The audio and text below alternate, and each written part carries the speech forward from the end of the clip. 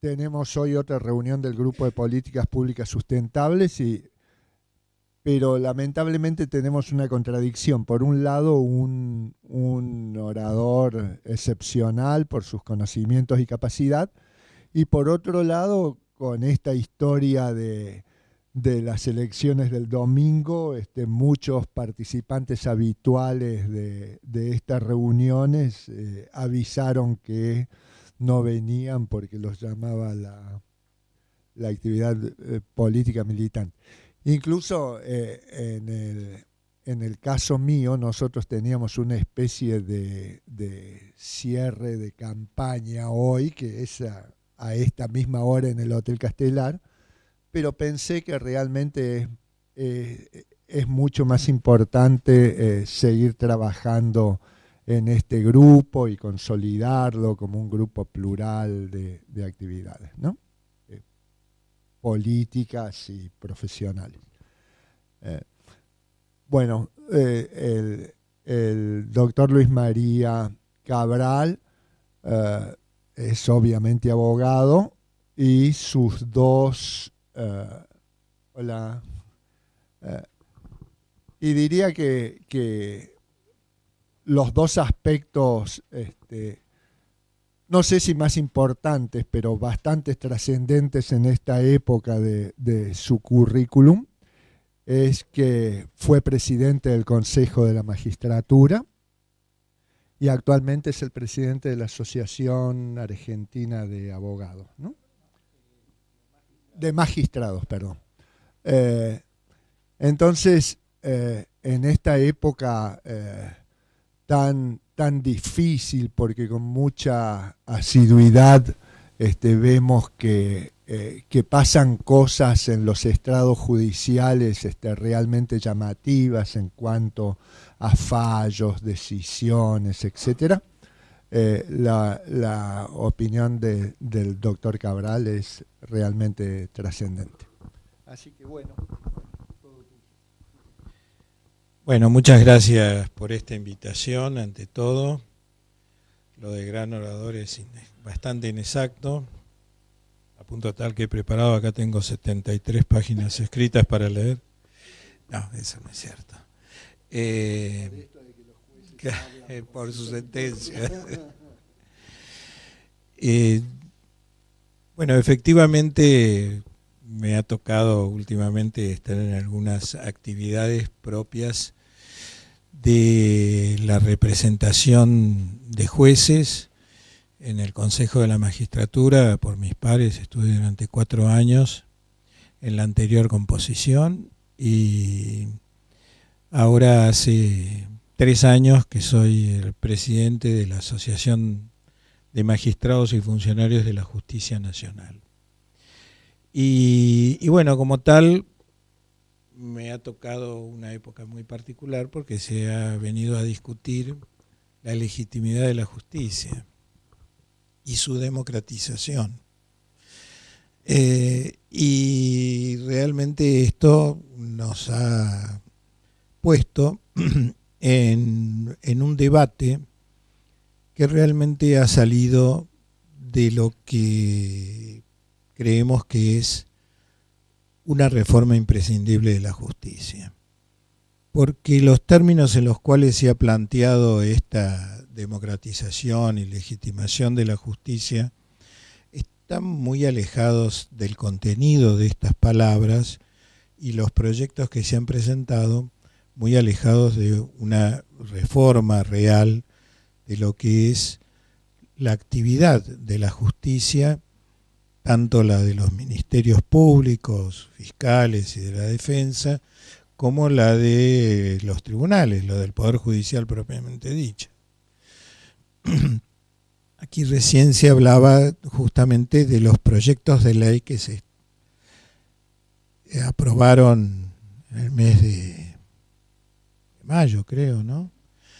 Y estos, ninguno de ellos realmente ataca una reforma de la justicia. Por el contrario, ha pretendido hacer una modificación de la burocracia, de la organización, de de los órganos de selección de magistrados, pero nada más.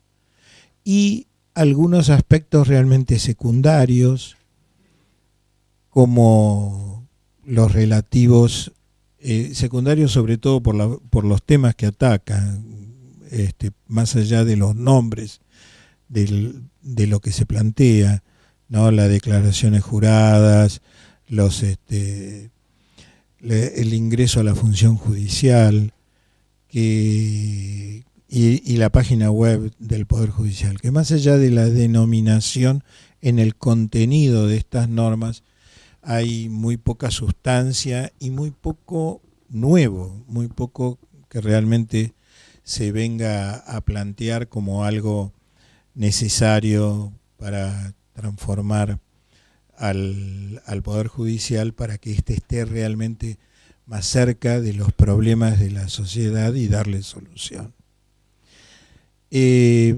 Las leyes estas que se mencionan en esta iniciativa para lograr su derogación, que creo que efectivamente no basta un fallo de la Corte, que deben ser derogadas para justamente evitar que haya repeticiones sobre distintos aspectos que tratan y que realmente afectan la conveniencia en algunos aspectos de funcionamiento de los tribunales y directamente el carácter de poder del Estado que tienen, deben ser derogadas, y en todo caso se debe pensar en otro tipo de reformas que son necesarias plantear.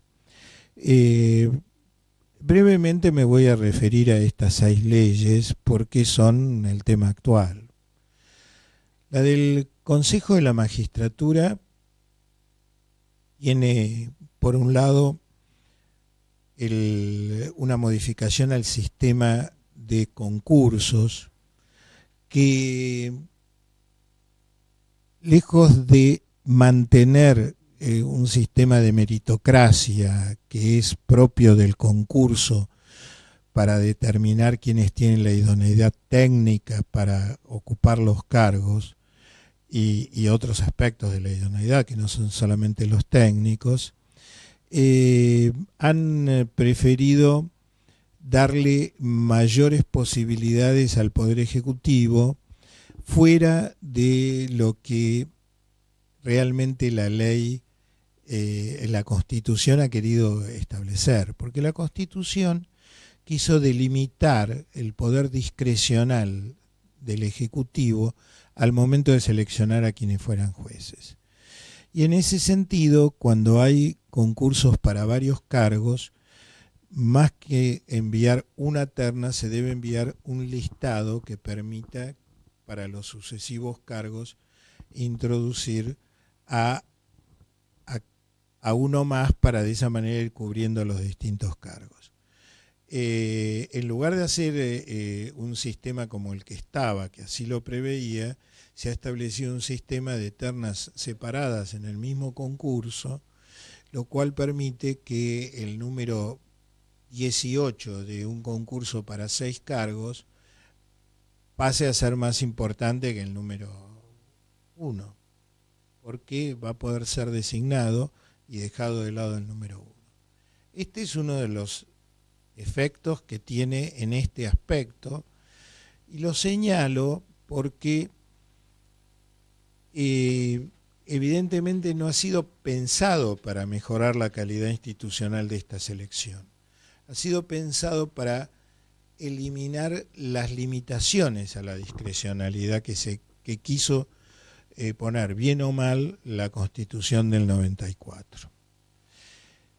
Otro de los aspectos que introduce es el que faculta a las designaciones de jueces subrogantes al Consejo de la Magistratura.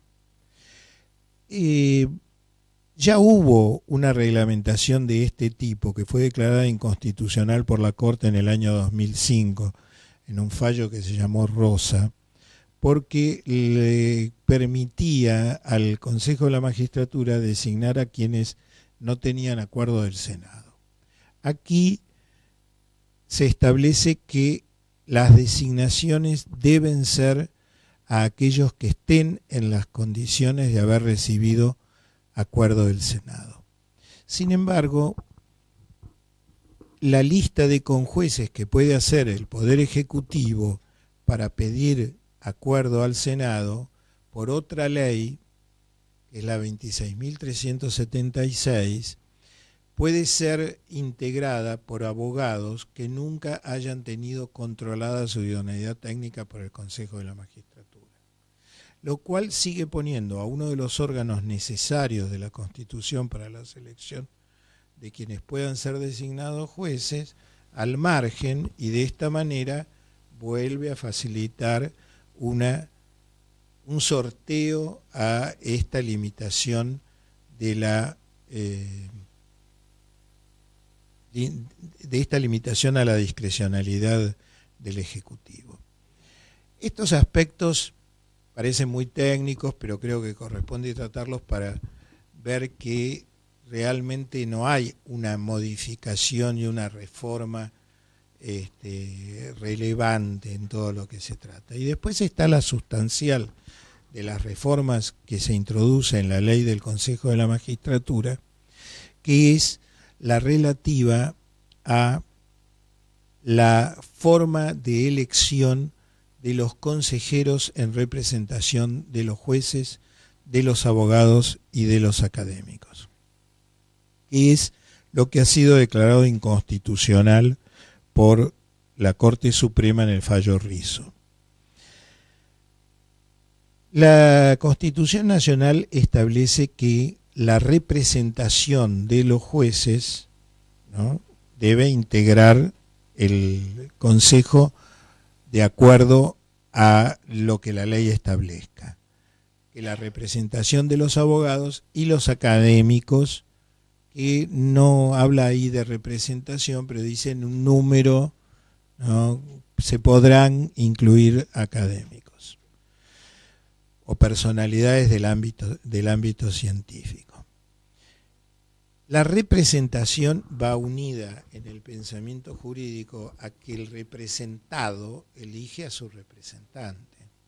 Y esto tuvo una discusión especial en la Constituyente entre el doctor Enrique Paisao, que era uno de los dos principales informantes de la mayoría, radical. El otro informante de la mayoría era Alberto García Lema, peronista, porque quiero recordar que la mayoría en esa convención estaba integrada por estos dos partidos que habían hecho lo que se denominó el Pacto de Olivos y la ley de convocatoria, y actuaron de consuno, más allá de todas las discusiones puntuales de detalle. Pero cuando llegaban a acuerdos sobre lo que se denominaba las coincidencias básicas, los dos sostenían lo mismo ante el conjunto, en los distintos grupos de discusión de cada uno de los temas, y en segundo lugar en la constituyente, en el pleno de la constituyente misma, actuaron de manera común. La primera minoría, aparte de estas mayorías de radicales y peronistas, estaba constituida por el Frente Grande, y allí el que discutía en nombre del Frente Grande técnicamente era el doctor Raúl Zaffaroni. Ahí se dio una discusión muy puntual en la cual, ante una pregunta de Paisao, Zaffaroni dice: sí, no hay duda alguna que los que nombran a los jueces y a los abogados son los mismos jueces y los mismos abogados. A pesar del contenido del voto del doctor Zaffaroni luego en el fallo Rizzo, ¿no? La ley elige otra forma. Dice que esta forma de elección de jueces, abogados y académicos va a ser por el voto popular, y que los votos populares se realizan solo a través de los partidos, y por lo tanto son los partidos los que ponen en sus listas a los candidatos para estos estamentos, ¿no? ¿Qué dijo la Corte? La Corte dijo, en primer lugar, que esto era una partidización de la elección contraria a la forma equilibrada que había pretendido establecer la Constitución del 94. Segundo, que había una desproporción en este equilibrio por el número que se proponía de académicos, que de esta manera se convertía en un número que torcía el equilibrio que debía haber entre jueces y abogados y representantes de los órganos de elección popular, es decir, del Congreso y del Poder Ejecutivo, que siempre tenían un número más o menos aproximado, más allá que en la actual composición era 7-5 más un académico. En las anteriores estaba más equilibrado, era 8-9, ¿no? O 9-9 y 2 académicos. La composición entre políticos y representantes de jueces y abogados. Este equilibrio también se rompe y también lo declara inconstitucional la Corte. Este es uno de los aspectos más peligrosos, porque además señala el fallo de la Corte, y este es un tema realmente relevante, aunque sea técnico, que es que solo la Constitución Nacional puede establecer la elección en distrito único y por elección popular de autoridades, porque si no, el sistema federal se ve afectado y la ley no puede establecer esta afectación de la elección popular en distrito único. Y aquí se eligen los 6 académicos, los 3 abogados y los 3 abogados por esta vía de elección popular en distrito único. Pero además porque se rompe la idea misma de que cada uno de los estamentos tenga su representación, justamente para darle un carácter técnico, de trabajo técnico al Consejo. Este creo que es uno de los temas más cruciales que ha pretendido hacerse en esta reforma. Creo que mal asesorada la presidenta de la Nación al promover esto. Yo he tenido ocasión de hablar con muchos dirigentes del Frente para la Victoria que me decían, sí, ya sabemos que no es lo que dice la Constitución. Yo decía, bueno, ¿por qué lo hacen? No obtuve respuestas razonables al respecto, ¿no? Por el otro lado, la creación de las cámaras de casación es realmente absolutamente inconveniente a los fines de lo que el Poder Judicial debe hacer, que es resolver en el menor tiempo posible, con todas las garantías, todos los conflictos que se le presentan o todos aquellos reclamos para poder ejercer los derechos que la Constitución reconoce a los habitantes. Baste ver lo que sucede en el fuero previsional, por ejemplo. En el fuero previsional hay 500.000 a 600.000 juicios hoy en día en trámite. Si a la existencia de una primera instancia y una segunda instancia se le incluye la tercera instancia ordinaria de una Cámara de Casación, vamos a tener 4 instancias, porque siempre se va a abrir la posibilidad de plantear la vía extraordinaria ante la Corte. Y esto no tiene ninguna finalidad en sí mismo. En materia civil pasaría lo mismo, en materia laboral, en materia comercial, en los temas contenciosos administrativos. ¿Qué sentido tiene? Algunos han dicho que bueno, que lo que se pretende es nombrar ahí a personas que sean afines al pensamiento del gobierno para no tener fallos en contra. Bueno, no sé si esa es realmente la finalidad que se ha tenido, pero en todo caso siempre se va a poder llegar a la Corte, porque lo que no se puede hacer es quitarle la competencia a la Corte de los temas constitucionales. y por lo tanto esa vía siempre va a existir.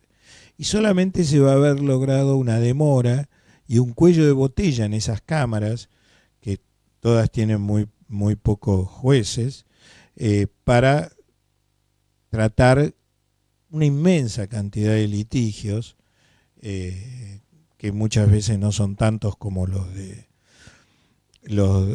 previsional, pero de todas maneras son muchísimos. Y se ha pretendido decir que, bueno, total, existe la Cámara de Casación en materia penal, pero las cámaras de casación en materia penal son una segunda instancia, no una tercera instancia. Y la garantía constitucional o del bloque de convencionalidad es de la revisión de las sentencias que puede reclamar el que pierde el juicio, ¿no es cierto? Pero no, de ninguna manera, este sistema de un triple control del caso, que ya excede la razonabilidad del proceso, ¿no? Además, establece una forma triple de posible designación de los jueces, porque dice que se los puede designar por la misma forma que establece la ley para los concursos, pero que también se los puede designar como subrogantes, lo cual llama la atención, porque para que haya subrogantes tiene que haber un cargo habilitado de un titular previamente, ¿no? O por las vías de un proceso rápido que se establezca, que no se sabe cuál es y que no se sabe quién lo podría establecer para designar titulares. Esto también fue declarado inconstitucional por el Fuero Contencioso Administrativo, todavía no ha llegado a la Corte y no sé realmente si va a haber intención de parte del Poder Ejecutivo de llevarlo a la Corte, que es otra de las leyes que se está proponiendo que se deroguen. Y por supuesto está una perla especial que es la de medidas cautelares. ¿Por qué digo una perla especial? Porque toda la historia del derecho en el siglo XX ha sido el de ir acentuando los sistemas por los cuales existe un proceso sencillo, rápido, ágil, fácil, para que si no está prevista alguna forma de reclamar un derecho, se lo pueda reclamar por la vía de lo que se denominan los amparos, ¿no? Yo soy penalista, así que me voy a limitar simplemente a señalar lo que fundamentalmente implica el avance que han significado estos procesos denominados de amparo y las medidas cautelares, que es que los ciudadanos puedan tener frente al Estado un instrumento para hacer valer sus derechos de una manera rápida y sencilla. Acá se ha convertido en la noticia de lo que son las medidas cautelares, la medida cautelar con relación a la ley de medios por parte del Grupo Clarín. Pero hay infinidad de medidas cautelares e infinidad de procesos de amparo diariamente en los cuales se está declarando la inconstitucionalidad de la ley. Y voy a dar el ejemplo de uno de los más comunes de todos, que es el de los amparos por razones de salud frente a las obras sociales que no cumplen determinada prestación que les es exigible por ley o por convenio, por contrato, ¿no? Y esto es algo que atiende directamente a la salud y a la vida de las personas, porque se habla del tema de que, bueno, cuando hay contenido patrimonial, ¿no? y todo lo que implica en este tipo de acciones.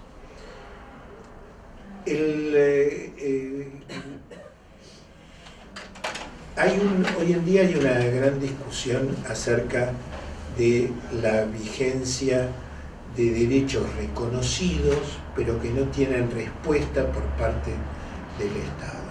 Los derechos a la vivienda, los derechos al agua potable. Hay aproximadamente el 40% del Gran Buenos Aires no tiene agua potable de acceso sencillo. Y esto también forma parte de los derechos. Ahora, ¿cómo demandar frente a esto? Esta es una de las reformas que habría que hacer. La posibilidad de facilitar el reclamo ante cuestiones de orden ambiental como esta. Si la gente que dice, bueno, hay olor a gas en la calle desde hace varios días y no hay quien lo venga a arreglar. Esta historia que hemos visto en el día de hoy. Este tipo de cuestiones. Y lo más extendido en un mundo capitalista, que es los derechos de los consumidores y usuarios de servicios públicos. Que no existe un procedimiento sencillo, rápido y fácil, ni jueces especializados. Hay jueces especializados, pero dentro del que a la vez tienen que tratar, si les plantean un tema porque compraron un lavarropas que no funciona, al lado de una quiebra que tiene 2.000 juicios laborales, 5 bancos que reclaman, la AFIP que reclama, las minorías que se pelean, todo eso en el medio. Y también le vamos a pedir el señor que dice que el lavarropas no funciona, y entonces le dan el mismo tipo de trámite. Y esta es una de las cosas que deben ser modificados. Debe existir un sistema judicial sencillo y rápido para resolver estas cuestiones. Hay que extender este tipo de acciones y de derechos para que cualquiera fácilmente pueda hacer valer sus derechos. Esto es una de las reformas sustanciales que debe haber en la justicia. Las otras 3 leyes tienen ciertos aspectos de carácter general que uno diría, bueno, estamos todos de acuerdo. ¿Quién no va a estar de acuerdo en que se regule un sistema equilibrado, de igualdad de oportunidades para quienes estén en igualdad de condiciones para acceder a la función judicial? Estamos todos de acuerdo, ¿no? Ahora, la ley tiene algunas cosas insólitas, porque termina haciendo concursos para poner igual al que tiene 6 y al que tiene 10, ¿no? Y después dice que le va a hacer un sorteo por Lotería Nacional para designar a las personas. Y elimina las relaciones de confianza que existen para muchos cargos en el Estado por parte de quien tiene alguien que es un colaborador, como es en el Poder Ejecutivo. Con el agravante de que en el Poder Judicial hay solo 24.000 empleados, que no son jueces, 24.000, agregado a que en el Poder Ejecutivo hoy en día el número de empleados son 700.000 y no hay ninguna ley de ingreso a la función pública que abarque a los demás poderes, ¿no? O mejor dicho, las leyes y las normas que hay se violan por el lado de lo que se denominan los contratos y los sistemas de contratación y los sistemas que por lo tanto, que también se violan en el Poder Judicial y en los ministerios públicos, y que por lo tanto tienen un sistema de inestabilidad contrario a la estabilidad propia del empleo público. En el Poder Judicial los contratados quedan efectivos después de 5 años. En el Estado, con el fallo Madorrán, que es un fallo de la Corte le dijo al gobierno, a la administración central, que después de 2 años de tener una persona empleada de tal manera, se ha convertido en empleado público y tiene derecho a la estabilidad. Bueno, en el Poder Judicial no sucede eso. Entonces, estas cosas no están siendo entendidas. La página web, a ver, durante los años que yo estuve en el Consejo de la Magistratura, trabajamos el Consejo de la Magistratura con la Corte de Consumo para establecer una red que cuando se completó en el año 2010 era la más moderna del país, que une a todo el país, porque en todas partes del país hay justicia federal, que permite la utilización de los sistemas informáticos a full, que ya se están implementando, que para fin del año que viene todos los fueros van a tener la posibilidad plena de disponer de expedientes digitales y toda una tecnología que va a permitir abreviar mucho trabajo y demás, y que además permite la publicación de todo lo que se hace de la manera más sencilla y fácil y rápida que hay hoy, que es ponerlo en internet por la vía de una página web, ¿no es cierto? Esa página web fue creada por la Corte la tiene creada y ahí pone todas sus decisiones de cualquier materia, hasta la de un contrato que hace, a un contrato, a una ordenanza, lo pone ahí la Corte, desde hace ya 2 años, 3 años, que tiene en funcionamiento pleno la página, se fue incrementando y así. Ahora bien, la ley reglamenta la página web que ya existe, ¿no? Pero además incluye normas inconstitucionales, porque le dice a la Corte de qué manera debe hacer su agenda semanal y publicarla antes de que se realicen los acuerdos, cuando el artículo 113 de la Constitución dice que el reglamento interno de la Corte lo dicta la Corte, por ejemplo, pero es un abuso innecesario. O la ley de declaraciones juradas, que las declaraciones juradas del Poder Judicial, la última, con la antigua ley, la que hice yo este año, es absolutamente completa porque incluye lo propio, lo de los convivientes, cónyuges, hijos menores, distintas categorías, los inmuebles, las posturas, los bancos, todo. Todo eso ya desapareció. Ahora lo único que hay que hacer es la declaración jurada igual que en la FIP, que todos sabemos que es por rubro de carácter. No tiene todos esos detalles, así que quien quiere investigar algo va a tener que entrar a hacer una investigación de otro tipo. Así que esa supuesta transparencia tampoco existe, pero además incluye una inconstitucionalidad, que es que dice que el Poder Judicial debe depositar sus declaraciones juradas en una oficina del Poder Ejecutivo. ¿Y cómo? Los poderes no son independientes, cada uno de ellos. Esta es otra de las cuestiones. Entonces, cada una de estas normas ha tenido por finalidad sustancial recortarle un poco de poder al Poder Judicial, a la Corte Suprema en especial, y no ha atendido cosas que realmente tienen que tratarse, que son las modificaciones de los procedimientos, que nosotros tenemos procedimientos del siglo XIX.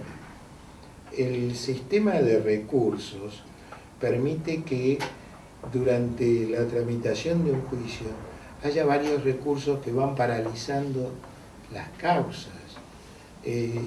Cuando todos los sistemas establecen que debe haber una reserva para recurrir de aquellas cuestiones que se planteen durante el proceso y tratarlas todas en conjunto en el momento de la sentencia, para que haya una sola oportunidad y que no se paralicen los juicios, por ejemplo. Este es uno de los temas. De esto está en todos los proyectos de reforma de los códigos de los últimos 15 años.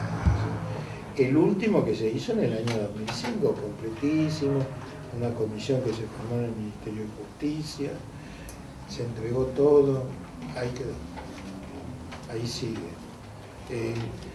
Las reformas a los códigos de procedimiento en materia penal, para cumplir con lo que los propios fallos de la Corte dicen acerca del papel que tienen los fiscales como perseguidores, como la parte acusadora, como quien instruye las causas, y quitarle toda participación en la instrucción a los jueces para que sean solo jueces que hagan la garantía de la defensa en juicio, la garantía de el resguardo de las garantías individuales frente a la pretensión de la acusación para realizar un allanamiento, una intervención telefónica, la apertura de una caja de seguridad, distintos aspectos que sí requieren la intervención del juez para decir si se hace o no se hace. Pero todo lo demás, en manos del juez, está expresamente sancionado por la Corte como algo que viola la imparcialidad del juez, en fallos, especialmente en fallos que se llama Quiroga, pero no se vuelcan las leyes a pesar de que este fallo ya tiene 8 años, los proyectos están ahí y demás. Después, las modificaciones a los códigos de fondo. Yo no voy a hablar de aspectos que no conozco sobre si es bueno o malo las modificaciones al Código Civil, pero en todo caso se hizo un proyecto que fue encargado por el Poder Ejecutivo, que seleccionó las personas que lo hicieron, que consultaron a 100 especialistas, ¿no?, sobre distintos temas, que tomaron cosas de todos ellos y que hicieron una propuesta. Y esa propuesta iba a ser tratada por el Congreso en 90 días. Ya pasaron largos los 90 días. Y no se resuelve nada. Y hay cuestiones que realmente requieren resolución. Algunos aspectos, tenemos una ley de adopción antigua. No existe una buena legislación sobre violencia doméstica y sobre atención de la cuestión más completa. Se avanzó mucho, pero hay propuestas para avanzar mucho más. No se trata. No se tratan las leyes sobre criminalización de determinadas maniobras informáticas y entonces escapan a todo control, ¿no? Y porque hay muchas afectaciones de derechos individuales que se realizan a través de los medios, pero sin embargo no hay un tratamiento de estas cuestiones, a pesar de que hay planteos, hay propuestas. Desde la Asociación de Magistrados nosotros hemos reiteradamente intervenido en todo este tipo de reformas.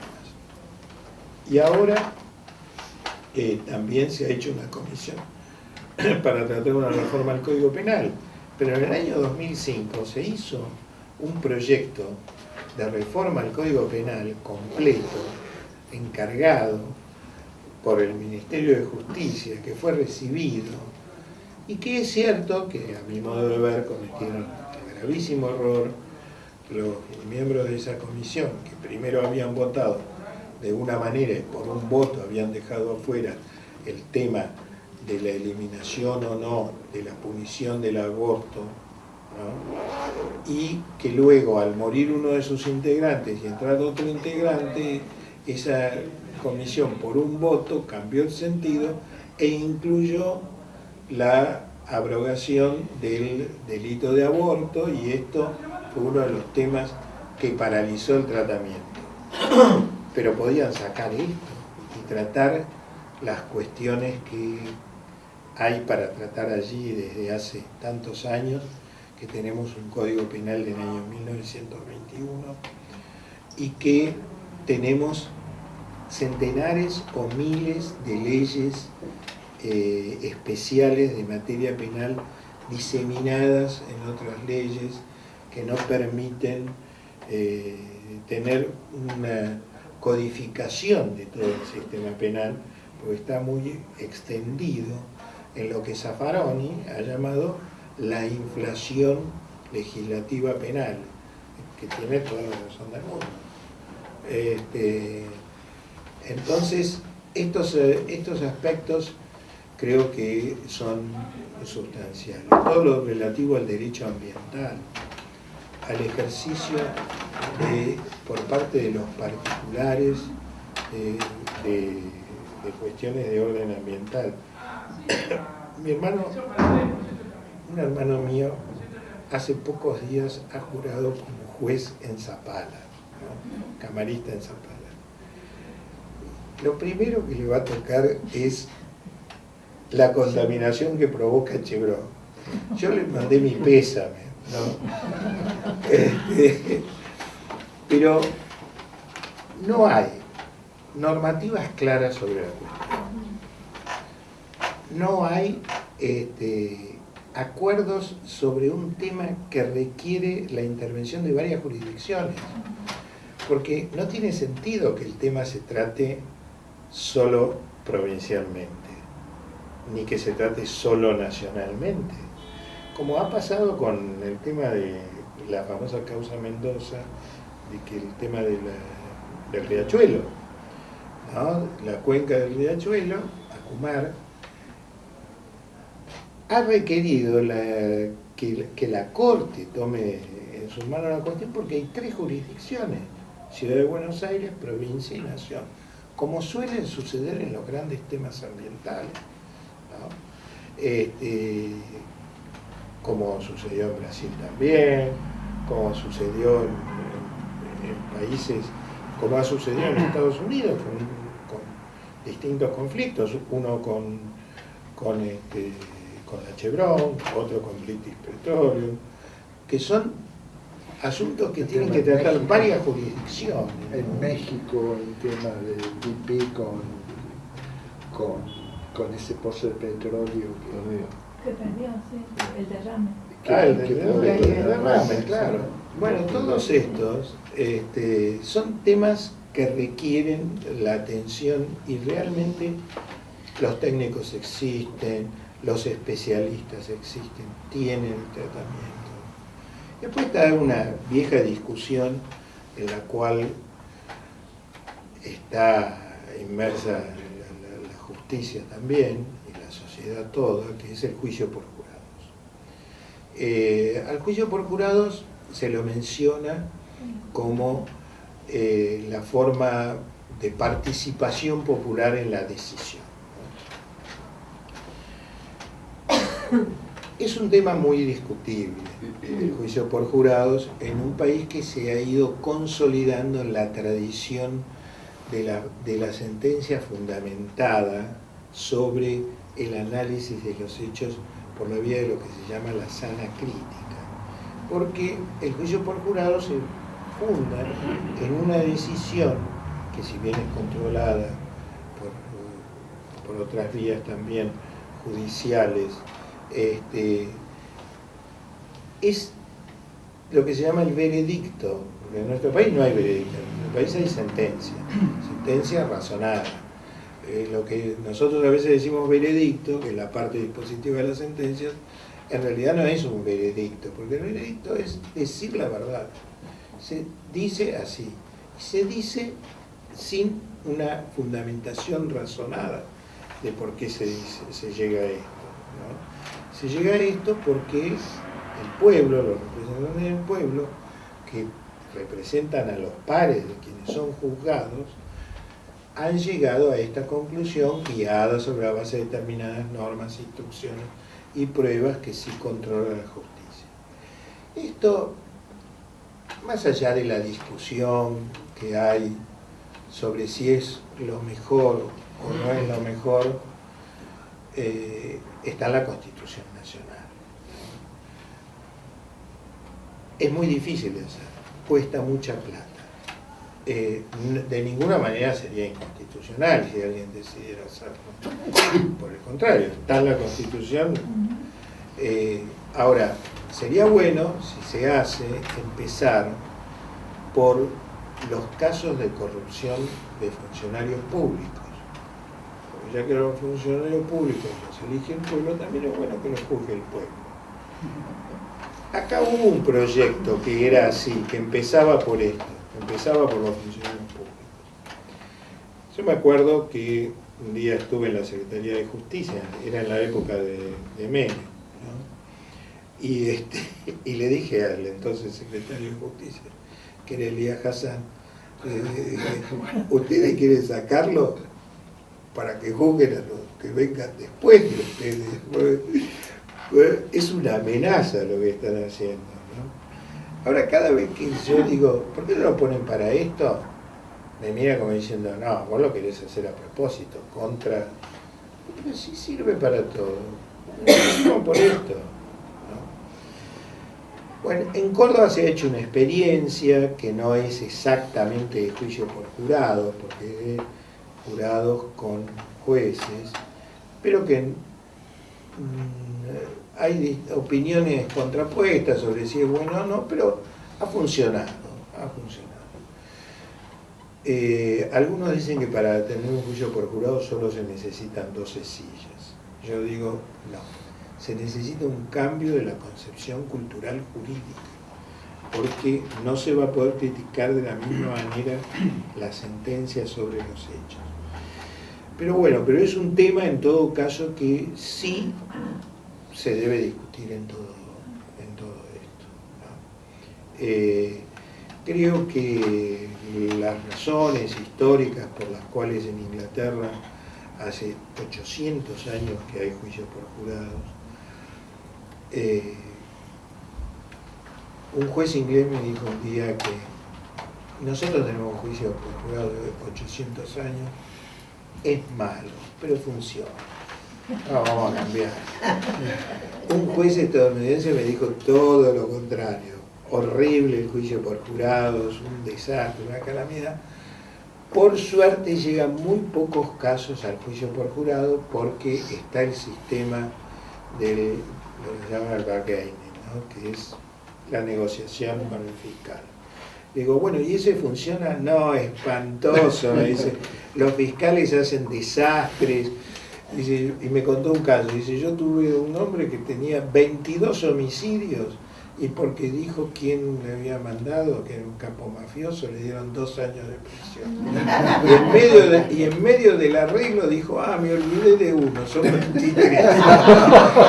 y igual se lo incluyeron y yo le dije, entonces, no hay nada va a resolver fácilmente la cuestión. Yo creo que hay una crisis del sistema de la Organización Nacional Democrática burguesa, digamos, de los últimos 400 años, que desde el absolutismo fue creando este sistema, que empezó con el absolutismo, pero en realidad empezó antes de la Revolución, de la gloriosa y de la francesa, pero y está en crisis y tenemos que buscar formas para proteger la representación democrática, lo más amplia que sea, y por un lado, y por el otro lado, un sistema que realmente tenga contrapesos, que equilibre el poder y que permita controlarlo, porque si tenemos un poder fundado solamente en la decisión mayoritaria, fácilmente se puede desarrollar, como ha pasado tantas veces en los que ha habido solo una voluntad mayoritaria. De Julio César, seguramente antes, para acá, ha sido así. En ese sentido, es muy preocupante el planteo que se pretende hacer sobre la eliminación de las formas de control de constitucionalidad que hoy en día tiene la Corte Suprema con la idea de introducir un sistema de tribunal constitucional. Yo creo que el sistema americano, así llamado, de la división de poderes,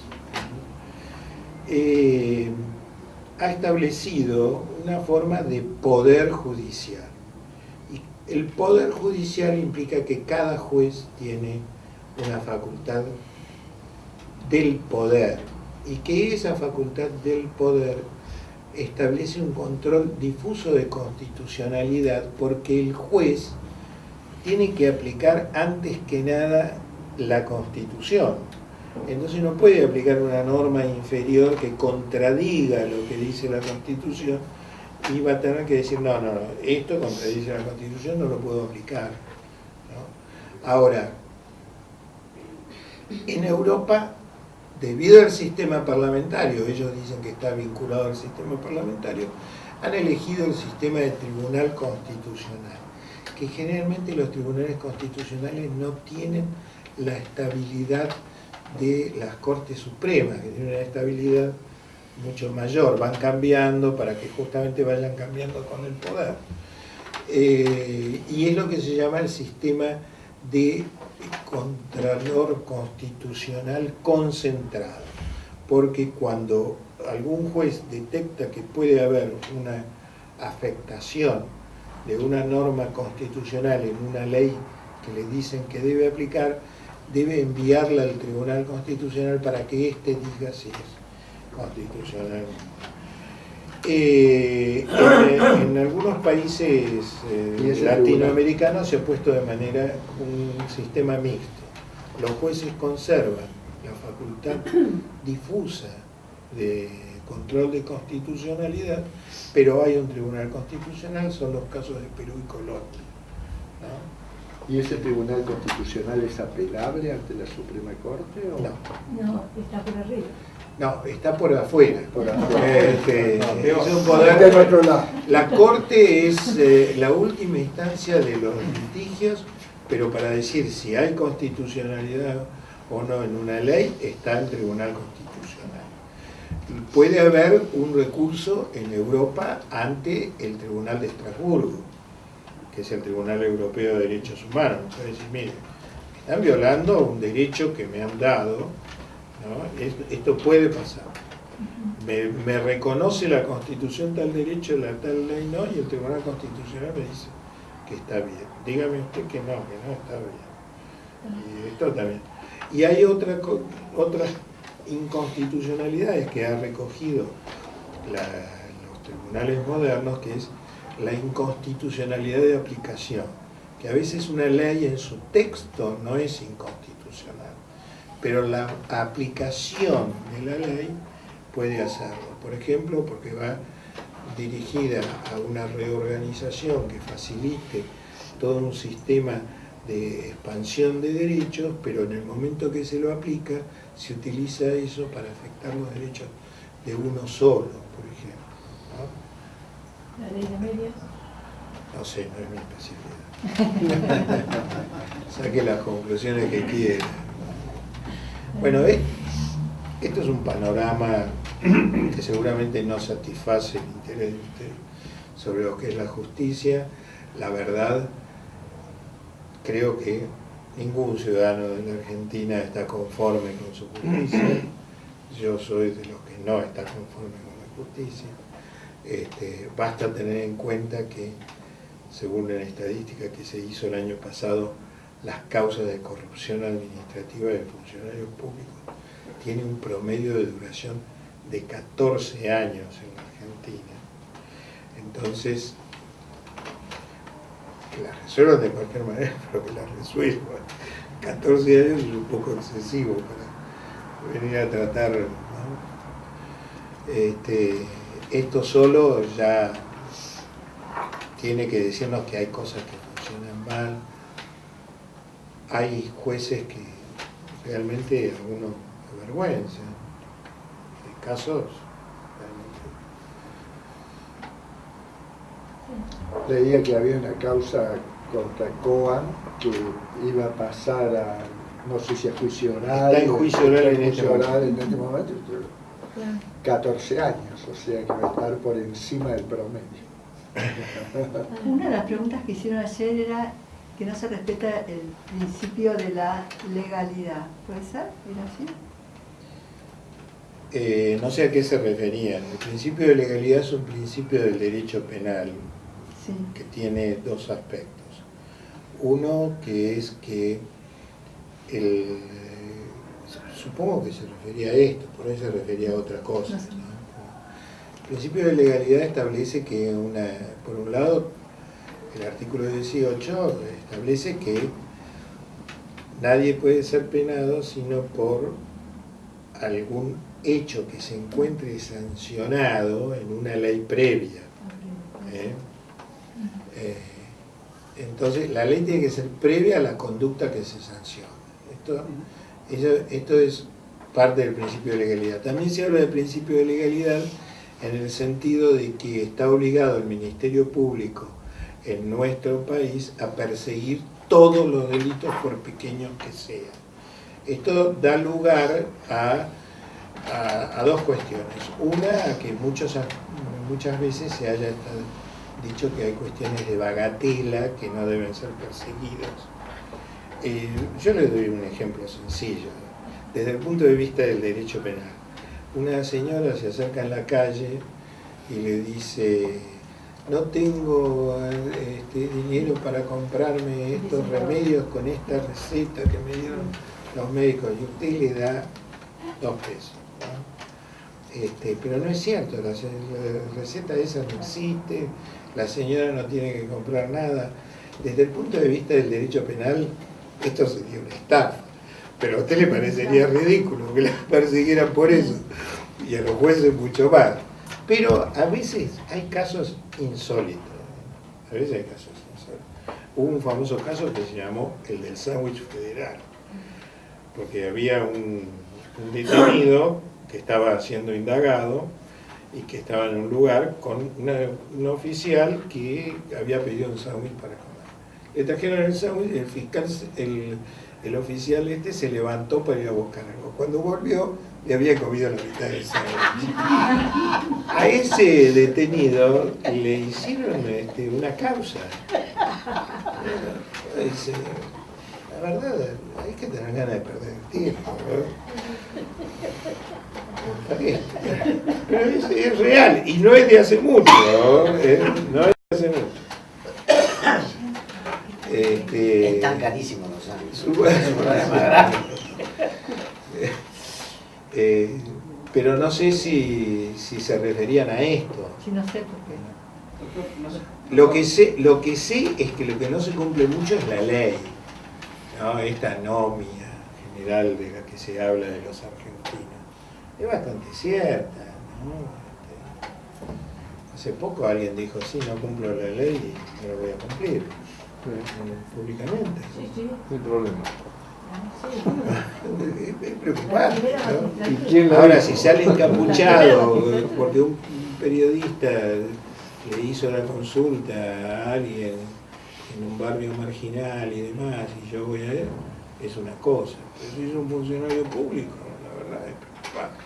¿Y qué se puede hacer en ese caso, legalmente? Y me parece que hay un fiscal que hizo una denuncia. Ah,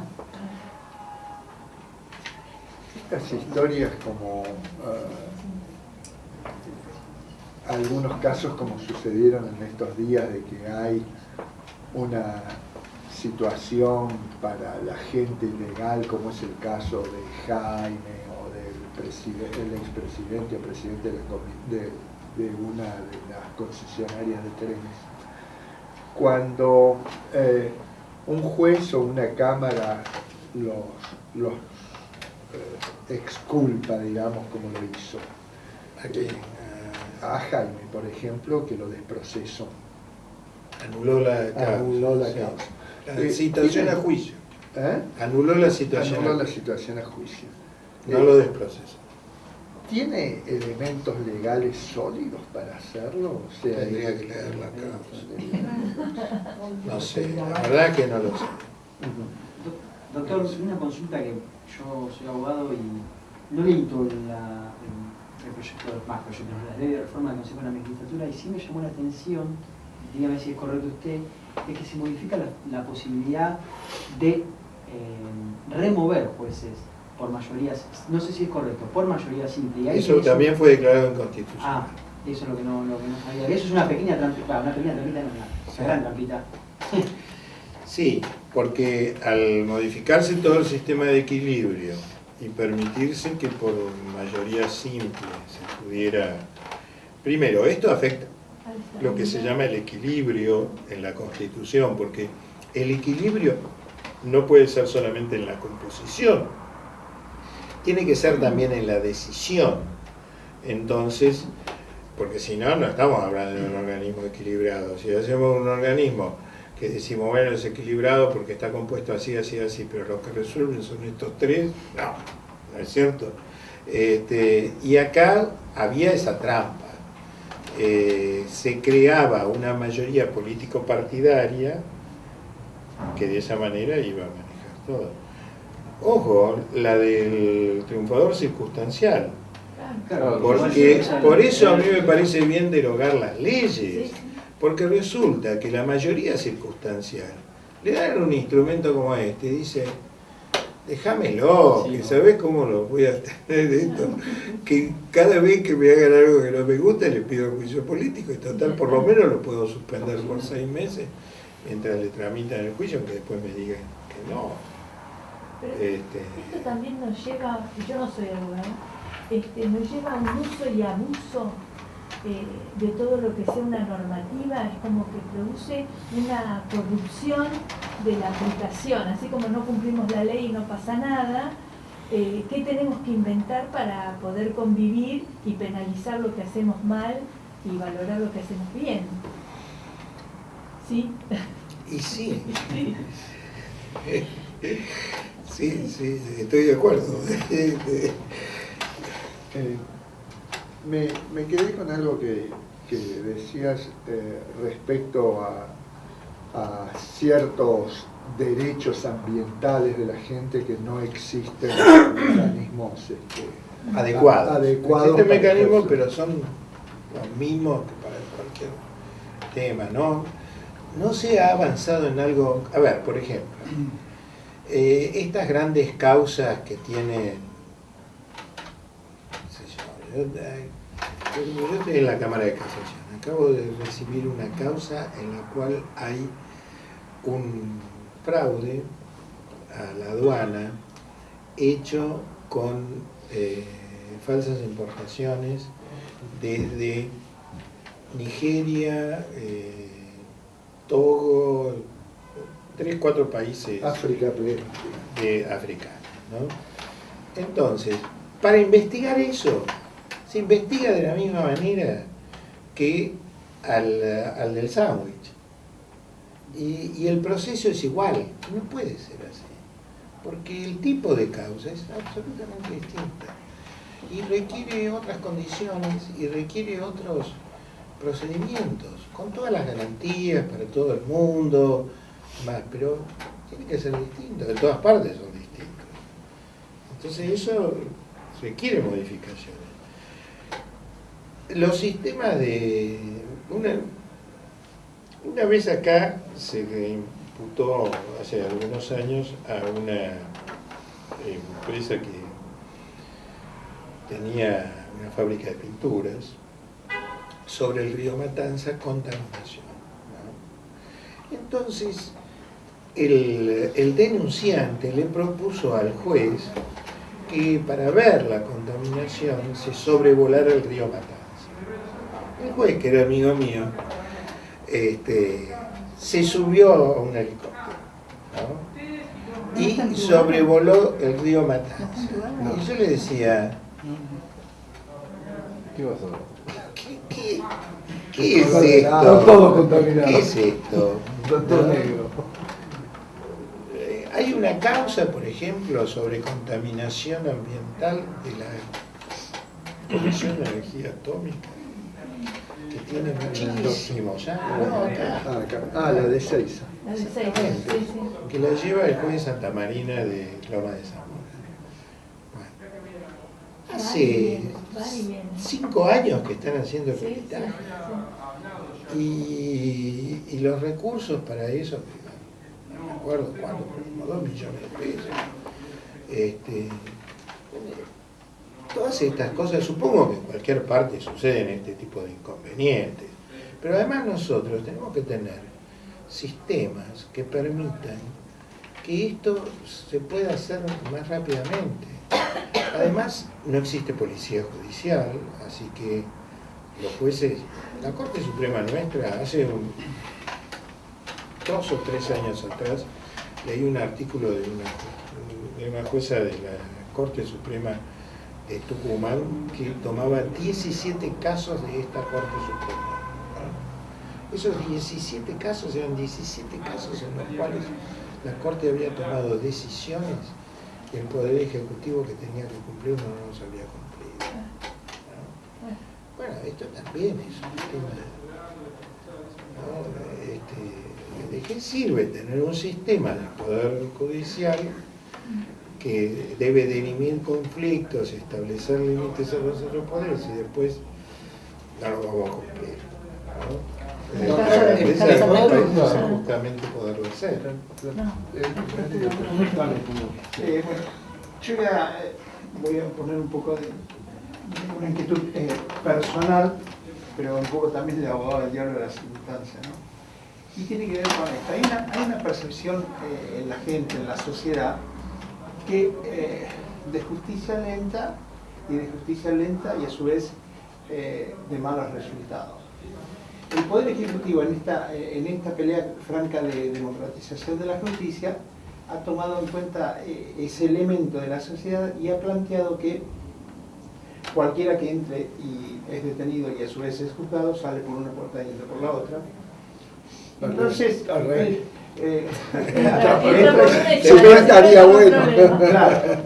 Entonces, ¿cuáles son los antecuerpos que no en todos los casos plantea eso, ¿no? Porque en algún caso he escuchado que plantearon que por qué hay una persona detenida. Pero el planteo de fondo es Luis. ¿Cuáles son los anticuerpos que se generan dentro de la misma institución, dentro del mismo poder judicial? Y cómo internamente, a nivel de pares, pueden determinar los que verdaderamente tengan un actuar eficiente y operativo de los que no lo tienen.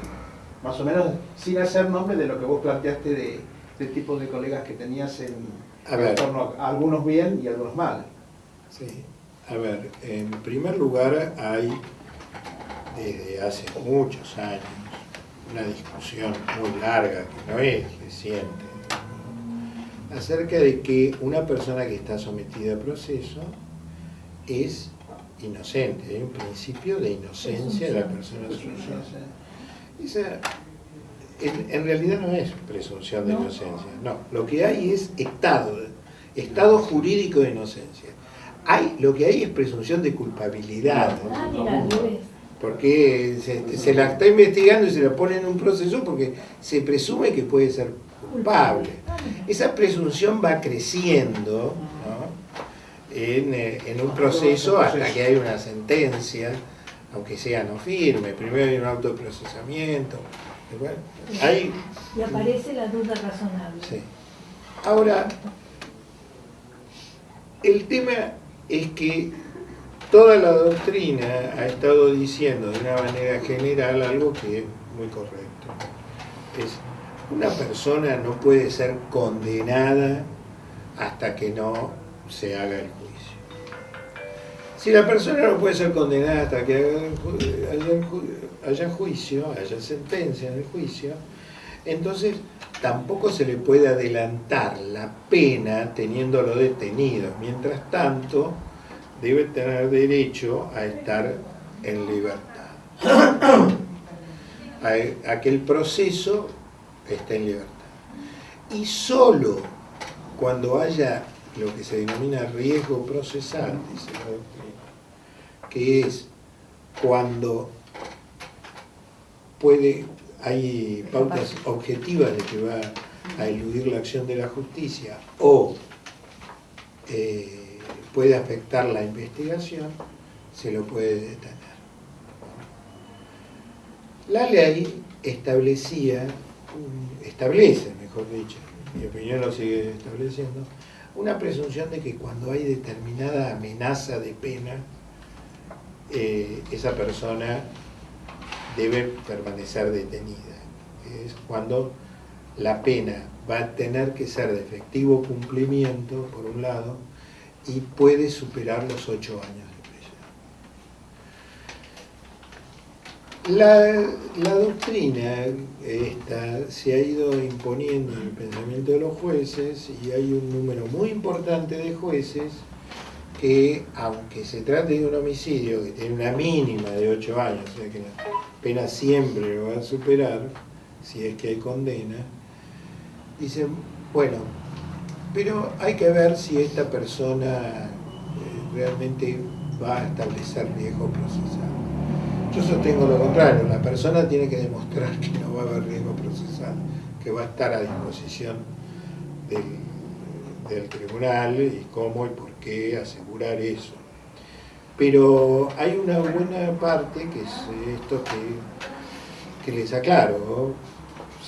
Todo lo de una agrupación que se llama Justicia Legítima. Eso todos son los más abiertos para esto. Que también son los que dicen que la reincidencia es inconstitucional. Que si yo digo, bueno, ya que tanto hablan de participación popular para controlar las decisiones judiciales, ¿por qué no hacen una consulta sobre esto? Me parece que no van a ser acompañados por eso. Bueno, hoy en día nadie se anima a dejar suelto un violador, porque los jueces ahí son bastante vivos también, ¿no? Entonces dice, no, pero en este caso ahí no se anima, ¿no? Porque ha habido los casos de reiteración que han complicado a varios jueces. ¿Vos querías preguntar algo? Sí. Pero, perdón, pero yo quiero decir algo de lo que dijiste vos. Hay un tema que es una cosa además que a mí me parece muy relevante, que es que los jueces, como dice él, hablan por su sentencia. La sentencia de los jueces no se entiende nada, ¿no? Hoy me trajeron una sentencia que tengo que revisar. Le digo, no se entiende nada, ni yo lo entiendo.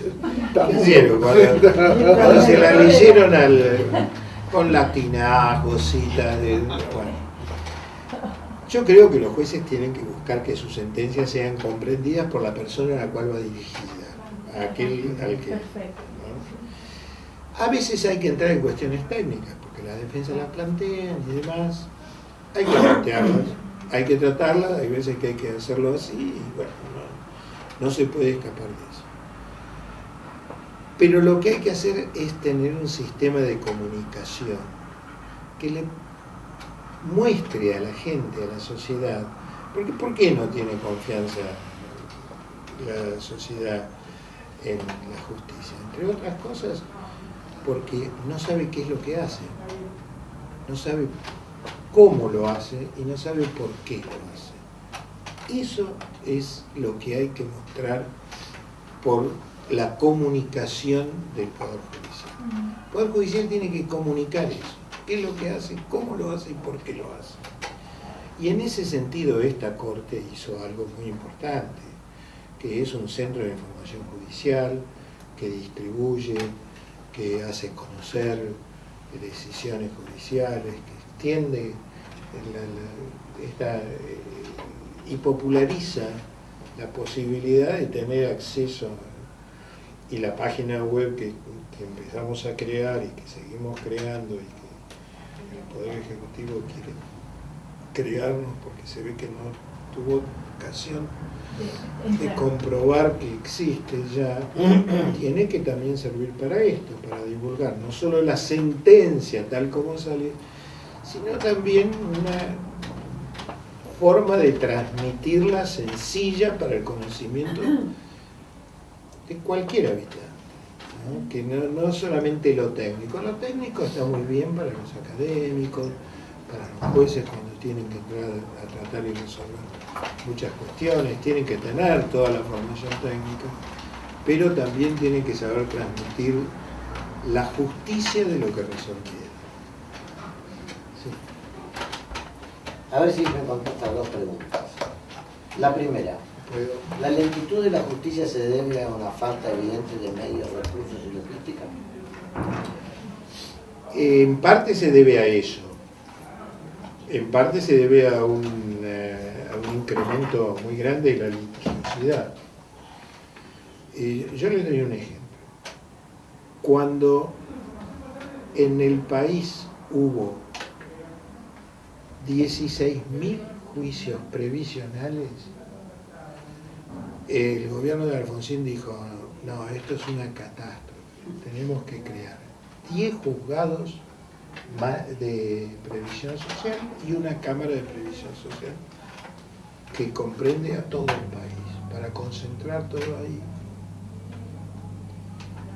Cuando terminó el gobierno de Alfonsín había 40.000 juicios. Hoy ya les dije, más de 500.000, 600.000. Me dijeron que más o menos 600.000. 10. Los mismos 10. Entonces hay una falta de infraestructura importante. Hay una infraestructura pensada para otra época y no se ha ido incrementando. A esto se agrega que, cuando yo estuve en el Consejo de la Magistratura, nosotros dentro de las 48 horas que se producía una vacante, convocábamos a concurso. Y más o menos en un promedio de un año ese concurso terminaba, ¿no? Hoy en día hay cantidad de vacantes, ni siquiera se... Yo estoy cubriendo una vacante en la Cámara de Casación y todavía no se abrió el concurso para cubrir esa vacante y yo hace 2 años que la cubro. Correcto, entonces hay una falta importante de personal. Y de gestión. Y de gestión por parte de quien lo tiene que hacer, porque el Consejo de la Magistratura no hace ese concurso. El Poder Ejecutivo se atrasó en la designación de jueces de las ternas que tenía, pero ahora se atrasó el Consejo también en los concursos. Sobre 905 creo que son los jueces titulares nacionales y federales que debe haber, faltan más de 200. Y esto implica que hay jueces que tienen que hacer el trabajo propio y de otro juzgado. Hay juzgados que han sido creados, hechos los concursos y designados los jueces y no están los edificios, ¿no? Y después lo que hay es procedimientos muy antiguos. También existe eso, los procedimientos muy antiguos. Bueno, hay una razón clara que la lentitud de los juicios es porque falta todas estas cosas, porque sí. Los jueces no pueden. Esta asume. Y también debe de contribuir el problema del periodismo, ¿no? Están todos violando la ley, los periodistas, los jueces, los fiscales, los abogados, todos. Está terminantemente prohibido ventilar juicios de las cámaras. No. Lo que está prohibido es los juicios en el periodo que va hasta la realización del juicio. Hasta la realización del juicio, en lo que se llama el secreto del sumario. Esta prohibición rige exclusivamente para los jueces, para los fiscales, para quienes tienen algo. No, la defensa no, porque la defensa, si tiene ganas de contar lo que quiere, puede contar lo que quiere. Después tiene que ir a... ¿Qué le van a decir? Un problema de ellos. La defensa, todo esto se hace para proteger a un imputado, para que no se diga que alguien es el que ha cometido un hecho si no hay un juicio que así lo dijo. Entonces, ahora, el juicio es público, así que esa parte ya es pública. Hay jueces que violan esto, no todos lo hacemos, No creo que me haya oído a mí nunca hablar de un juicio. Yo tengo un periodista, amigo mío, Marcelo Orlando, que siempre me llama y me dice, ¿no me vas a hablar de tal juicio? No. Y te entrevisto por otra cosa y después te pregunto de ese juicio. No te voy a hablar de eso. Bueno, eso Pero entorpece también. la mayoría de los jueces no habla de esos juicios. ¿Usted lo escuchó al doctor Ríos hablar del caso Mancini? No. No dijo ni una palabra. Y mire que se han dicho cosas que... No sé qué hay adentro de la causa, pero estoy seguro que muchas de las cosas que se han dicho no tienen nada que ver con lo que hay. Ahora hay jueces que lo violan, hay jueces que salen a las puertas de su domicilio y dan conferencias de prensa y anuncian medidas que todavía no conocen las partes. Eso está muy mal. Porque también alimenta una condena social. Alimenta la condena social, pero además el juez tiene una función específica de resguardo que la ley le impone y por lo tanto tendría que cumplirla. Parece que estamos lejos de eso. Sí. Vos hiciste una aclaración o una relación, mejor dicho, entre la cantidad de empleados que existen en la justicia y la cantidad de empleados que existen en el Poder Ejecutivo, si no me equivoco.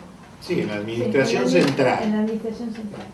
Estoy hablando de organismos, no quiere decir que el presidente designa a todos. Normalmente se hace una relación en el servicio público, que es la educación también, ¿no? De cantidad de empleados que tiene el sistema en relación a la cantidad de alumnos, y eso te lleva a los resultados que obtiene el sistema. ¿Podés hacer algún tipo de relación? Se hace, hay sistemas digamos, que se aplica. En Córdoba, por ejemplo, está aplicando un sistema de análisis por producción. Nosotros en la Cámara de Casación tenemos un sistema estadístico que nos permite controlar bastante esto. Pero yo les voy a decir una cosa. Hace 10 días a mí me entró una causa que tiene 249 cuerpos y 12 condenados.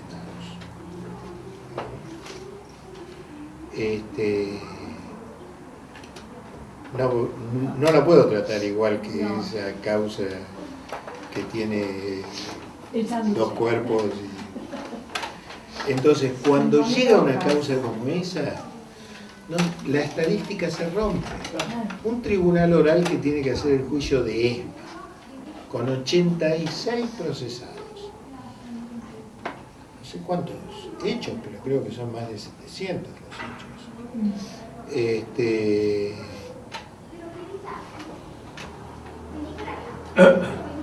Que va a durar 3 años, que tiene creo que 2.100 testigos, ¿no?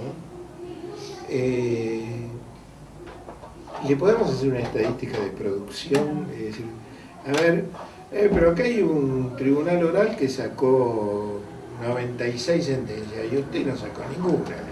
Bueno, es un juicio. Entonces, hay cosas que a veces escapan a ese tipo de control estadístico de producción.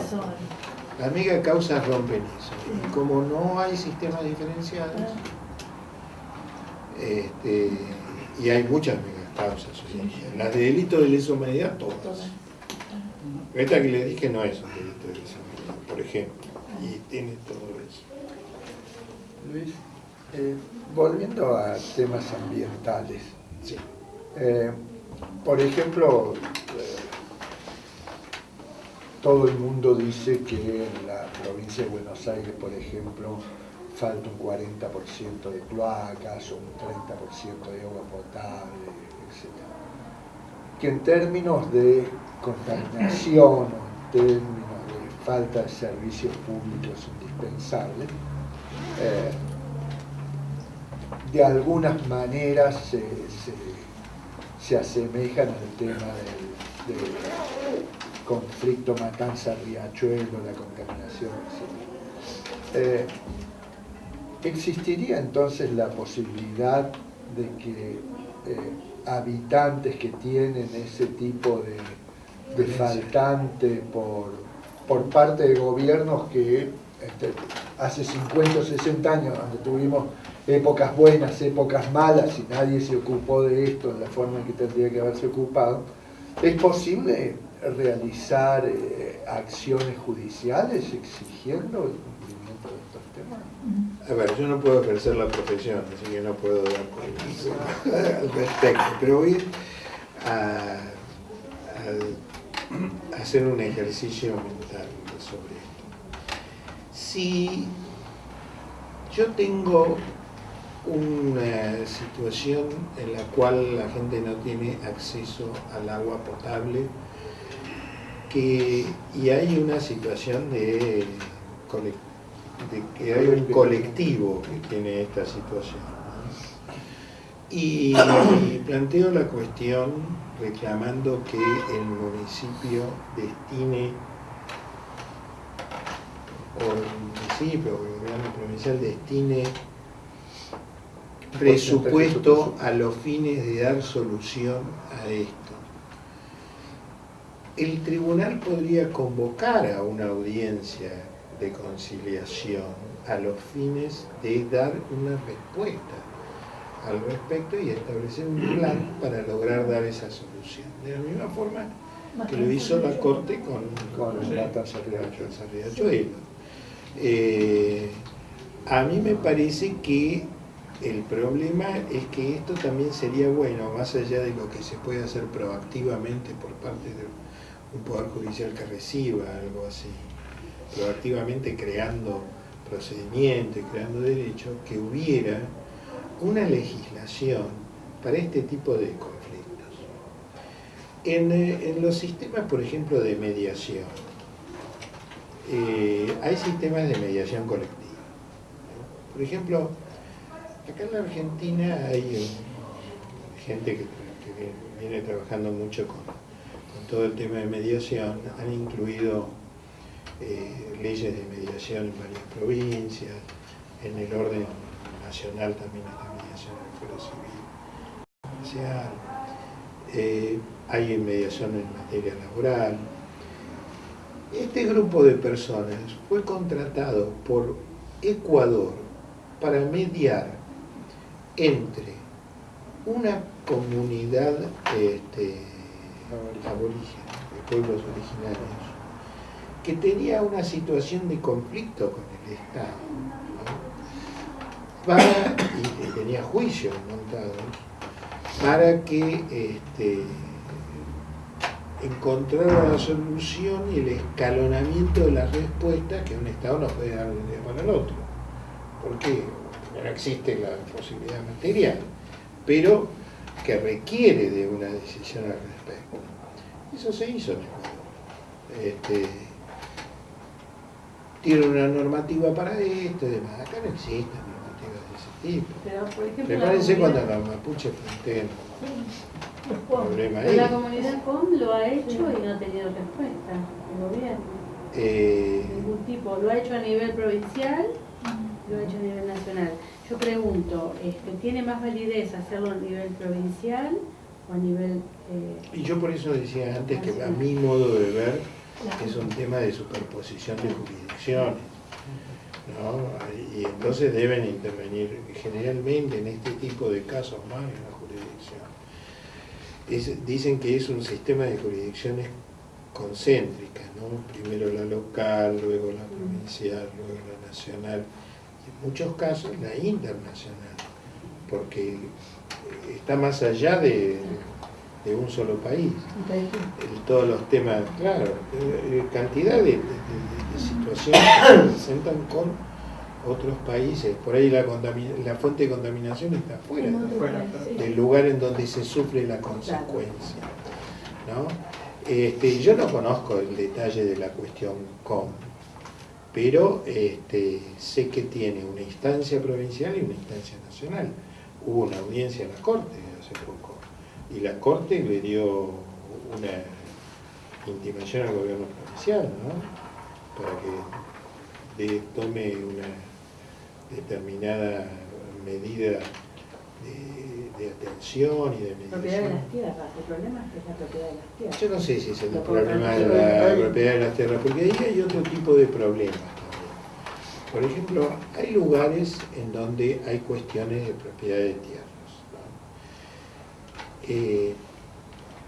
Hay un caso, hay un juicio en Jujuy por 1 millón de hectáreas, ¿no? Y también hay una historia de 400 años de que las tierras las tuvieron otros, ¿no? Hay un famoso fallo de la Corte de hace años, justamente en Jujuy, en el cual le reclamaba una comunidad, reclamaba propiedad que tenían particulares, diciendo, y ahí se da un conflicto en esto, que es los sistemas de propiedad tal como nosotros los pensamos, tal como lo piensa algún pueblo originario que no habla de propiedad de la tierra, sino que hablan de ocupación. Sí, porque no tienen la idea de adueñarse de la tierra privadamente, ¿no? Entonces ahí hay todo un conflicto que hay que saber resolverlo con especialistas de estos temas. ¿Existe legislación? Hay legislación y también está el convenio de la OIT. Lo que pasa es que no se hace cumplimiento efectivo. No se hace. 169. También les quiero contar lo que pasó en el Bolsón. ¿Dónde? En el Bolsón. En el Bolsón había unas tierras que reclamaba una comunidad Mapuche. Sí. ¿Conoces? Sí, porque yo trabajo en el Estado justamente en un programa social de... Ahí reclamaron, y conozco y hace 7, 8 años atrás, o menos, sí, 6 años atrás, en el 2007, 2008, se le entregaron una cantidad de tierras y se hizo un acto de entrega de las tierras a la comunidad mapuche. El mismo día que se hizo ese acto, esas tierras fueron vendidas por una inmobiliaria en la que intervenía un concejal, a particulares que las compraron todas, a los que no se les vendían, porque eran tierras fiscales, ¿no? ¿Quién la vendió? ¿Los mapuches vendieron? No, los mapuches. Sí, los mapuches. Los mapuches con poder el mismo día. En Formosa pasó lo mismo. Y yo digo, ojo, hay una cantidad de temas y de problemas que hay que entender. Porque ahí se decía algo, bueno, si de lo que se trata es de que quieren una cantidad de dinero por estas tierras, veamos otro tipo de solución. Si se trata de que quieren estas tierras para darle una producción de carácter colectivo a toda una comunidad, hay que darle cierto tipo de solución. Si lo que se trata es que quieren tierras en propiedad porque entienden que les corresponden por una cuestión de justicia histórica, hay otro tipo de solución, ¿no? Uno de los planteos que he hecho allí también es la venta o alquiler a ¿cómo se llaman estos? Pools de siembra, ¿no? Que también han existido. Pero digamos, todas estas cuestiones... Pero ya eso el gobierno lo resolvió porque los pools de siembra se fueron de la Argentina. Pero yo más allá de lo que pueda haber, que siempre hay cuando hay estas cosas vivos, siempre hay quienes aprovechan. La cuestión es que también estamos muy atrasados en atenderlo legal y reglamentariamente cada una de estas cuestiones. Y que no se atienden adecuadamente. Un pequeño ejemplo práctico, yo soy abogado, tengo un cliente, se compró una propiedad importante en Salta. Y allí en la propiedad tiene una finca y un caserío y hay una población. Y entonces él todos los años, un hombre inteligente, hace viña, hace pimiento, alfalfa, algún otro cultivo. Se sienta con el cacique todos los años y le dice, don fulano, le voy a hacer viña, alfalfa, y eso. Y el cacique dice, bueno, muy bien, don Francisco, la alfalfa la va a hacer fulanito, el pimiento lo va a hacer fulanito, la viña la va a hacer fulano, y cada familia que hace estos distintos cultivos, que viven allí desde tiempo inmemorial, se llevan un porcentaje de estas producciones. Bueno, mi cliente contento y la gente contenta. Es lo que usted se refiere, no es un sentido de propiedad de la tierra como la tenemos. Es el uso de la tierra. El contratista, hacen de contratista. Bueno, y funciona, y el hombre el día que venda, el que compre va a tener que tener presente estas reglas. digamos, Claro. cada vez Convivencia. que ha habido algún tipo de conflictos, la sociedad esta moderna ha creado detrás el negocio. Y bueno, también hay quienes se prenden detrás del negocio de los pueblos originarios y que los instrumentan, los utilizan. No nos olvidemos que Esto estamos en la también Argentina. existe. El caso- No, pero no es solamente acá. En Estados Unidos pasó lo mismo.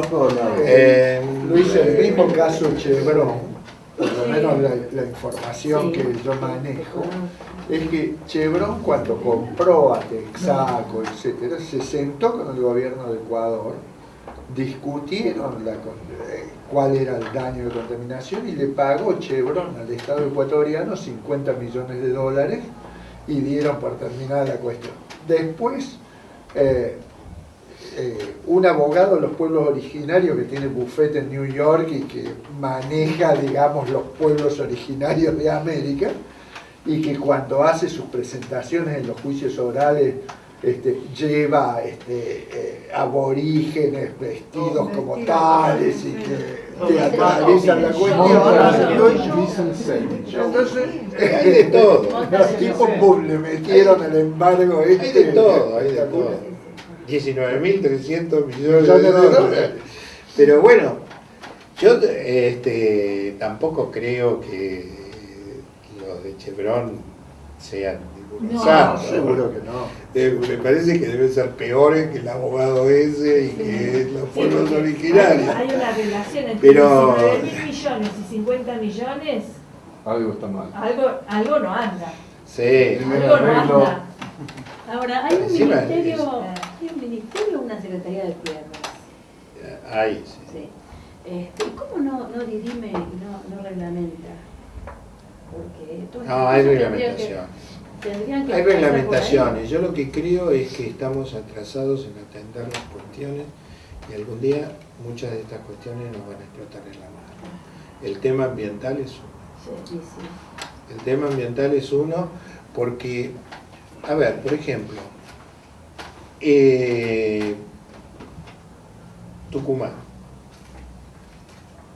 Una de las más altas contaminaciones que hay es la quema del bagazo en Tucumán. Y la vinaza. La vinaza. Sí. Lo que pasa es que... Y todo eso, digamos, el primer juez que avanzó en el tema fue un juez que era subrogante, del juzgado federal número 2 de Tucumán, Racedo, que empezó a traer a los ingenios a que arreglaran y a exigirles que hicieran determinadas inversiones y determinadas cosas. Pero en Tucumán, si ustedes van en esta época, más o menos, me parece por ahora, se está quemando bagazo. Debe estar todo Tucumán negro de... Bueno, ahí con Ambrosio, con el doctor Nogués, nosotros dirigíamos un ingenio azucarero, donde fue el primer ingenio que vendió el bagazo para la fabricación de papel de bagazo, y en vez de cobrar en plata, digamos, cobrábamos con gas. Entonces eliminamos la contaminación por quema de bagazo a partir de derivarlo a la utilización. Fue así, Ambro, ¿no? Cada una de estas cosas, digamos, son temas que algún día van y bueno, merecen ser atendidos, ¿no? Ahora, yo quería hacer los delitos ambientales, cuando se cometen son graves, porque son generales. y siempre es muy tarde, entonces... Ahora, ¿por qué es, una pregunta, ¿por qué es delito quemar? Porque porque cuando usted quema cosas naturales, no le hace mal, pero en cuanto hay un fósforo que tiene algo químico, a mí los pulmones me hacen... No, yo no... lo único que me falta es decir cuál es el caso, la quema que contamina y la que no. Yo hablo de esto porque es un caso muy conocido, sé que es así, pero no puedo decir que esto quema y por qué esto sí o aquello no. Para eso están los técnicos, para eso están los que conocen del tema. En el caso del... Yo no lo puedo contestar. En el caso del bagazo, te lo contesto yo en dos, muy rápidamente. Hay dos formas de cosechar la caña de azúcar. Una es una forma mecanizada donde vos cortás la caña tal cual está, verde. La misma máquina separa el bagazo de la caña, lo corta y lo llevas al ingenio para procesar. Los sistemas semimecanizados requieren que vos primero elimines el bagazo, o sea, las hojas que están ahí. No es el bagazo, sino la maloja. Entonces vos quemás la maloja para que quede la caña y puedas pasar una máquina que las corta.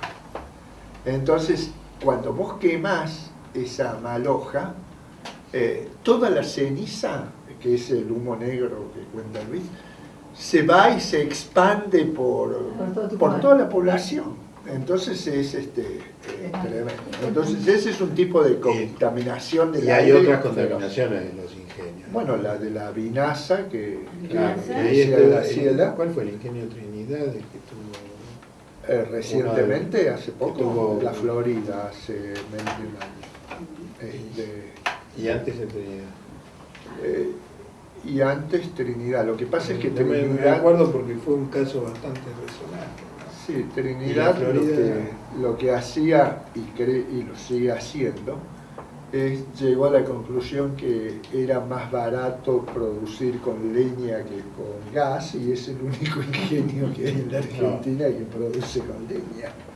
O sea que durante 4 meses te quema un bosque completo. Entonces son...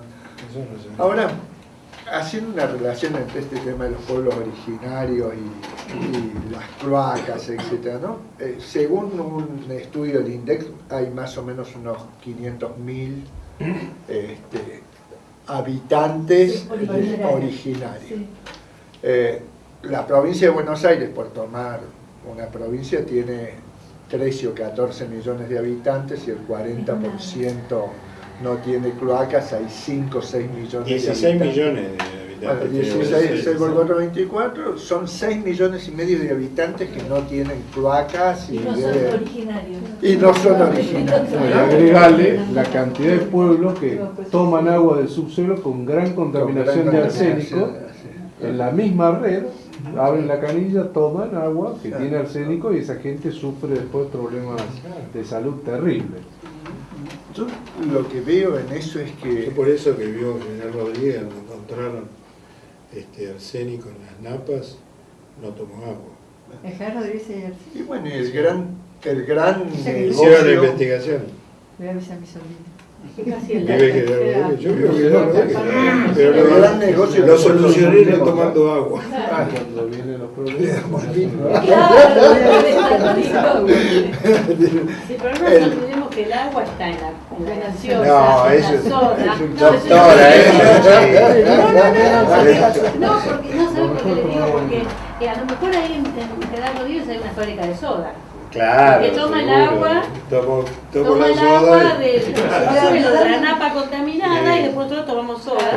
Porque el medio, digamos, es siempre el agua. Entonces, uno a veces dice, no tomo agua de la canilla, pero toma la alternativa que está conformada por el agua del subsuelo, que está en 3/4 partes de la Argentina tiene ahí el arsenicismo, o sea, arsénico en el agua. Y eso son cosas que saltan en las estadísticas. ¿El derecho al agua es un derecho humano? Yo creo que sí. ¿Cómo hacen los horarios? Hoy en día el del derecho, desierto? el derecho a la vida ambiental sana es un derecho básico. Bueno, lo tenemos en la Constitución, en la reforma del 94. Pero no es Entonces mundial, el El derecho... 41 lo dice. Mundial Bueno, es yo el derecho creo al agua. que ¿Cómo sí. hacen los árabes? El desierto Bueno, es pero árabe. es la... No. ¿Saben el conflicto que La ha accesibilidad, habido ¿no? con un pueblo de Alaska? Ah, sí. Que unos hindúes, Le no sé si el compraron- gobierno hindú, sí, compró el agua de de todo un lago, sí. ¿no? El agua de todo el lago, y se la fueron a llevar. El gobierno de Estados Unidos intervino para... Sí, lo frenó en seco. Así nomás. Se le iban a llevar toda En un el barco, agua. barco. Bueno, es Barcos, sí, qué sé eso yo, llama la eso- atención. ¿Cómo se lleva el Ah, agua? sí, Es otro barco, tema. barco. Yo no sé, pero si la compraron porque se la Claro, podían Yo te llevar. cuento, hace un año y medio, Notable. me apareció un cliente en la consultora mía, un sobrino de quien diseñó Brasilia. Entonces vino con un... De Otto Niemeyer. ¿Niemeyer? Murió hace poco. Sí. Vino con un ruso y la intención de ellos era desarrollar un importante negocio de agua mineral, digamos, en la Para Argentina, llevársela. para exportarla. Claro. Entonces te dicen, Bueno, hacemos embotellado, bla, bla, agua mineral, pero la vendemos. Sí, la Ahora importamos. van a venir los israelíes con la Hielo máquina de también láser. se lleva.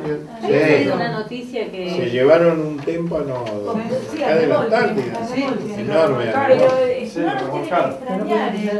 O sea, nosotros seríamos, creo yo, incapaces de, si una provincia le falta agua y otra provincia tiene, encontrar la manera de que el agua le llegue a esa provincia que le falta. Se los trasvases. Sí, pero Nosotros- los catalanes se Mendoza los tenemos venden problemas. Los al... catalanes y en toda España es así. Se venden los trenes de agua.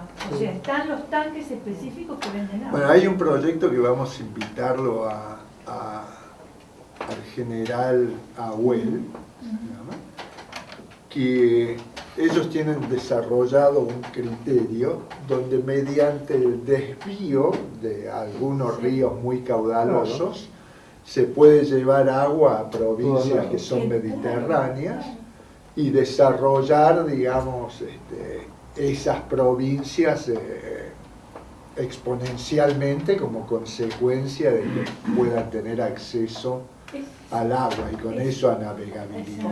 Bueno, hay un litigio entre Mendoza y La Pampa Neuquén, por el Neuquén, son las tres provincias. Con la salida de Atuel. el corte de agua arriba. Lo que dice Luis sería una solución complementaria a todo el problema minero que tenemos en este momento, porque muchas veces está la tierra, pero falta el agua para hacerla producir y ser complementaria de lo que se considera una devastación minera. Pasa que muchas de esas zonas mineras ahí sí no puedes llegar, están muy altas. Entonces el agua no la puedes hacer suya. Qué notable cómo caímos en el tema ambiental, Sí, partiendo de la justicia en su aspecto más duro. Muy bien, muchas gracias. Bueno, Muchas gracias a ustedes.